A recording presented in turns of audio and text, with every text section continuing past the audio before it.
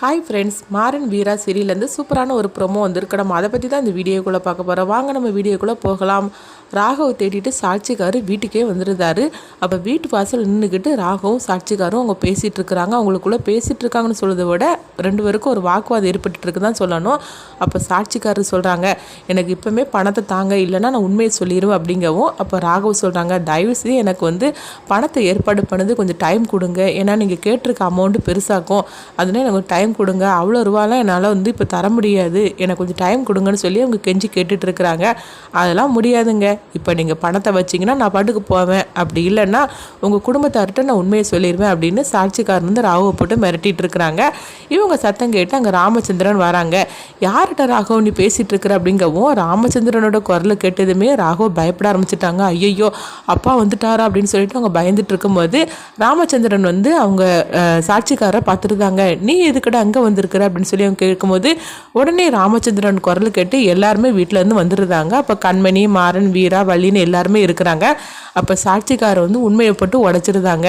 இந்த சம்பவத்தை பண்ணினது வேற யாரும் கிடையாது, ராகவ் தான், மாறன் கிடையாது அப்படின்னு உண்மையை சொல்லவும் இது கேட்டதுமே ராமச்சந்திரன் அதிர்ச்சி அடைகிறாங்க. மாறனுக்கு ஒன்றுமே புரிய மாட்டுக்கு.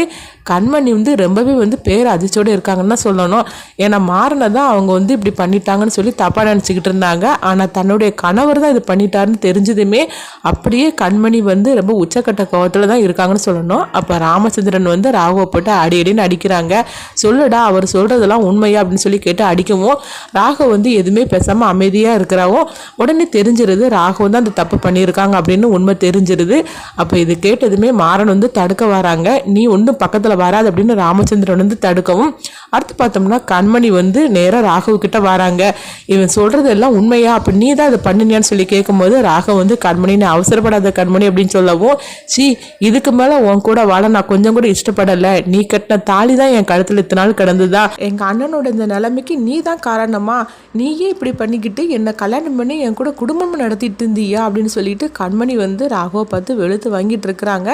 ராகவ் கண்மணிகிட்ட சொல்கிறாங்க, கண்மணி நீ எதுவுமே முடிவெடுத்துறாத, கொஞ்சம் அமைதியாயிரு அப்படிங்கும்போது இதுக்கு மேலே என்னத்த அமைதியாக இருக்கிறதுக்கு அப்படின்னு கண்மணி அந்த தாலியை கலட்டி அவங்க ராகவோட முகத்திலே தூக்கி வீசுகிறாங்க. இதை கொஞ்சம் எதிர்பார்க்காத குடும்பத்தில் உள்ள அவ்வளோருமே அதிர்ச்சி அடைகிறாங்க.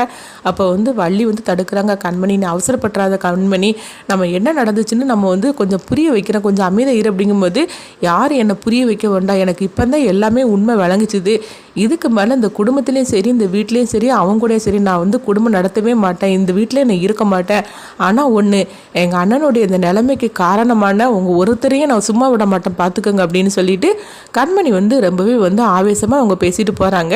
இதை கொஞ்சமே எதிர்பார்க்காத எல்லாருமே அதிர்ச்சியோடு இருந்துட்டு இருக்கவும் அப்போ மாறன் இந்த சாட்சிக்காரரை போட்டு அடிக்கிறதுக்காக வராங்க. அப்போ ராமச்சந்திரன் சொல்கிறாங்க, நீ கொஞ்சம் பேசாமல் அமைதியாரு ராகவ், அப்போ நீ தான் இது எல்லாமே செய்திருக்கிறியா, அப்போ நீ செய்தது தான் மாறன் அந்த பழைய சுமந்துக்கிட்டு இருந்தானா, அவனை தான் நான் இத்தனை நாள் தப்பாக புரிஞ்சுக்கிட்டு இருந்தானா, நீ எல்லாம் என்னடா மனுஷன் அப்படின்னு சொல்லிட்டு ராகவை போட்டு ராமச்சந்திரன் திட்டிகிட்டு இருக்கிறாங்க. இது கொஞ்சமாக எதிர்பார்க்காத ராகவ் அதிர்ச்சியோடு இருக்கவும் அப்போ வீரா மட்டும் சொல்கிறாங்க, எனக்கு இந்த உண்மை ஏற்கனவே தெரியும் அப்படிங்கிறாங்க.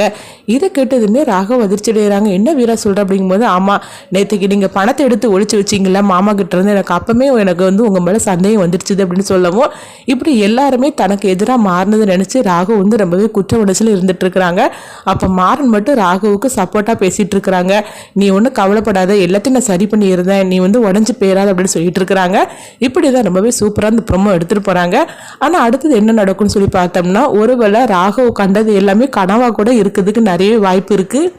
ஏன்னா சாட்சிக்காரர் ராகவிட்ட பணத்தை கேட்டு அவங்க மிரட்டிக்கிட்டே இருக்கிறாங்க. அதனால அந்த நினைப்பிலேயே அவங்க தூங்கிட்டு இருப்பலாம்.